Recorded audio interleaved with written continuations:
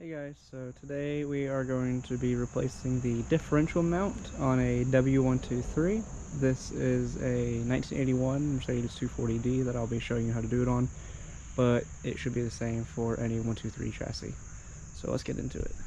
Alright, I'm going to go over everything you're going to need. You're going to need a jack of any kind. Of bottle jack will work, just something to support the differential. That way it doesn't fall while you're taking it off. A new differential mount. This is a Melee one. This is part number right there. I'll link it in the description. A 22mm socket.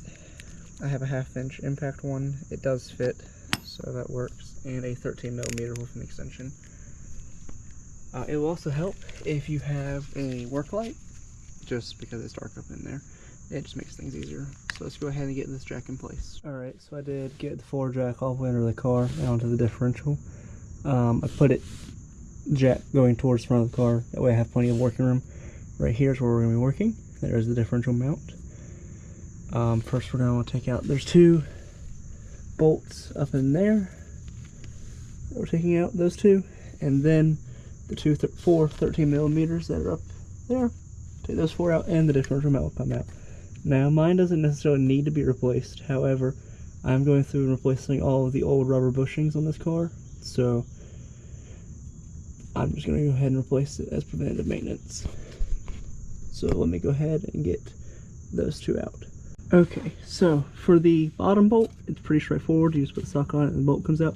For the top bolt, this is the sway bar that's in the way.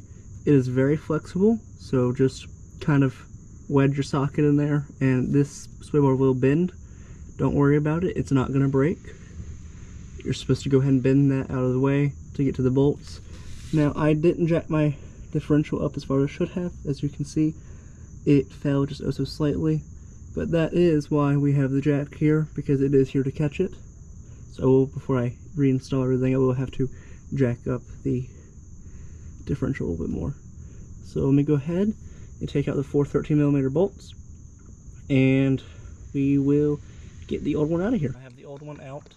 When you're taking this out, it's not directional, as what I can tell. You will have to, again, bend the, you'll be able to flex it just slightly and bend the sway bar over this lip, and it'll slip out because it is kind of, this insert goes into the differential. I'll show you when I'm under the car. But I just want to show you the old one. It's not bad. Mine's actually in pretty good condition. I'm going to go ahead and replace it because it's 44 years old at this point. So let's go ahead and get a new one in there. Here are the old bolts. These are the 4 that hold it up onto the body, and these are the 2 that hold onto the differential. So let's go ahead and open our new part and compare. Alright, so here they are next to each other. There's not much of a difference other than this one just looks new. They both do have the same knot on the bottom, which is good, and they both have these spacers. I don't know if there's a reason why the new ones are just slightly thicker. Maybe just development, or just because it's not, you know, Mercedes. But let's go ahead and I'll show you where this mounts, so you can see what it looks like without anything on there. And we'll go ahead and get this one bolted up. Alright, so as we can see right here is where it hooks to the differential. You can see that knot that I was talking about, how it goes in there. What you're going to do with this is you're just going to pull it out of the way. It just moves slightly, just enough. And then that cup does recess right there. As you can see, there's some junk where something decided to make a nest in there. I'm not going to bother removing it because it doesn't look like it's too bad in there. I could remove it, but I don't want to at the moment, to be honest, so I'm going to go ahead and get the new one up in here, and I'll show you how to bolt it up and give you the torque specs. Okay, so I actually was incorrect. These are directional. They do have a direction they go. I realized that as I was trying to put it in. So as we can see, this one has a slot space kind of wearing where the differential was itself. And if you look on the side, it's flat on that side, and there's like a, it goes kind of like that on this side where the bolts thread up.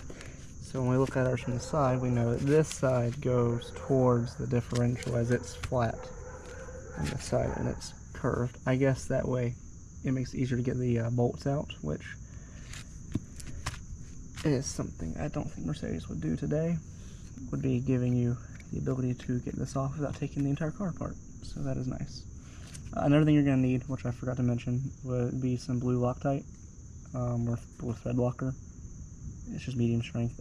These bolts already had it on them from factory. I'm going to be adding it to these. These did not have it. These that went into the differential, but I'm going to go ahead and add it just as a precaution. So let me get my torque wrench and we'll install this. Alright, so I had to play around with the jack's placement, but I found the easiest, so to make all the holes line up, is to give the jack, the differential, a little bit of space. So as we can see, the holes don't line up properly yet, but we bring it down just barely, they line up. So it just has a teeny tiny little bit of play in it, like a little space above. So we can get everything to thread up, and then we can jack up the differential just slightly to get everything tight. So we're going to go ahead and install the 4 bolts up top first, get those started threading, and then we will get the middle 2 threaded as well. Once you have all 6 threaded, then we can start tightening. And for those wondering how flexible the sway bar is, without very much effort, I don't know if you can see how much it's moving, but that's very little pressure I'm adding, and it's moving. So if you use both your hands, or if you just pry against yourself like this, you'll be able to get it to move pretty easily. So let me go ahead and get these bolts threaded. And you will be wanting to add a little bit of thread locker to all 6. Okay, so with all 6 threaded, you're going to want to go ahead and make sure you have everything as tight as you can by hand. And then we're going to tighten these 2 middle ones up first. We're going to get them, we're not torque them down yet, but we're just going to get them relatively tight with a wrench. And then we'll go ahead and tighten these up. As when we tighten these up, it's going to become really hard to tighten these 2 up, because it's going to misalign this. So if we go ahead and align it, we will know that this is tightening properly, and if we need to jack it up any further or not. So I'm going to go ahead and get this 2 tight. I want to go ahead and show you guys what I meant by bending the sway bar out of sway bar out of the way. This is what I mean. I have just forced it up, and it is sitting on top of the socket. Now do be aware, it can snap back if the socket were to slip off the bolt. So just don't be sitting right underneath the bolt, as I am sitting to the side of it, just to make sure you don't get hit by it. And while you're doing this, you might want to wear some sort of eye safety, as there is stuff from up here falling on you, because dirt has accumulated over the years. So I'm going to go ahead and get tightening. I got the bottom one tight, and I'm getting the top one tight. So I'm going to finish tightening this up. Okay, I have the middle 2 snug, just hand snug, not really tight, just tight enough to get with this wrench. And now I'm going to go ahead and tighten the 4 top ones. Now what I'm going to do is I'm going to turn each one of them, and I'm going to tighten this one, tighten that one, tighten that one, tighten that one, and make my way around. I'm only going to turn them about 1/4 or a 1/2 inch at a time, 1/2 turn at a time, just to make sure that I'm just very delicately pulling the differential back up into place. That way you don't have any stripping problems, or you don't have one bolt taking all the weight. So I'm going to go ahead and do that. Make sure you have all of them relatively, hand tight. That way you're starting all at the same area. Alright, I'm going to go ahead and get into that. Okay, so the top ones get torqued down to 25 Newton meters, and the middle 2 get torqued down to 120 Newton meters. So we're going to go ahead and torque the top ones down first, and then we'll do the middle 2. Alright, so torquing down is not required.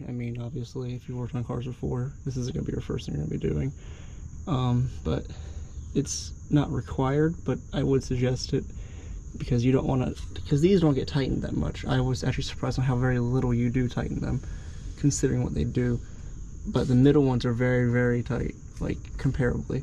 I would have tightened those more than what they do get tightened to, so that's why I would suggest at least looking at the torque specs, that way you do know. Alright, with everything torqued down, this is what it should look like. We're going to drop the jack and make sure everything looks good. With the jack dropped, as we can see, it is on its own, and it is good. Nothing has moved. Obviously, take it for a drive, make sure nothing knocks around, but there you go. Alright, with everything torqued down and the jack out of the way, the job is done, and the differential mount is in. So, there's the part number one more time. I'll link it in the description. So, thank you for watching. Have a good day, and see you guys next time.